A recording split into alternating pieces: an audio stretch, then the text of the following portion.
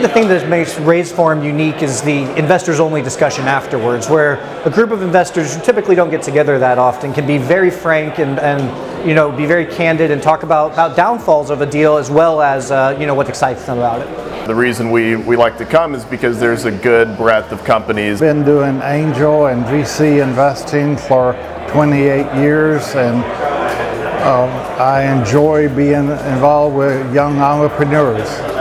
For example, the investors here are invited.